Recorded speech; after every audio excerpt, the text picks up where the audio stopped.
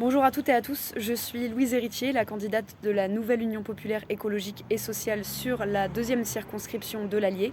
Et aujourd'hui, je suis devant l'hôpital de Montluçon pour vous parler de la santé.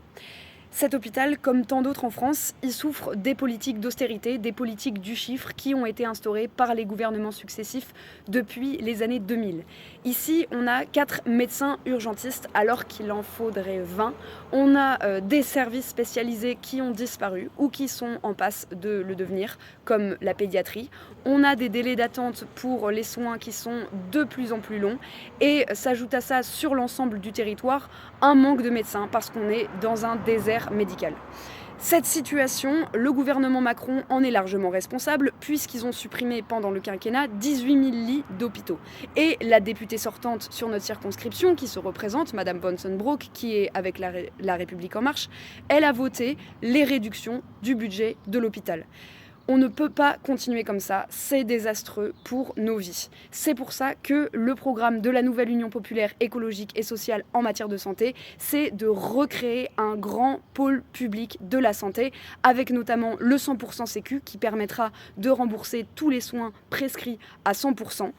Avec également un grand plan de financement pour l'hôpital, la création de 100 000 emplois dans l'hôpital, 240 000 dans les EHPAD, les titularisations et revalorisations des salaires du personnel médical.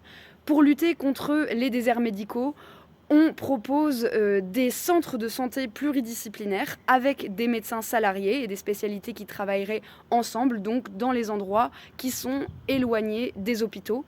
Et également pour favoriser l'installation de médecins sur nos territoires, financer les facultés de médecine afin de pouvoir former un plus grand nombre de médecins et mettre en place une obligation d'installation pour les jeunes diplômés, comme c'est le cas actuellement pour les professeurs.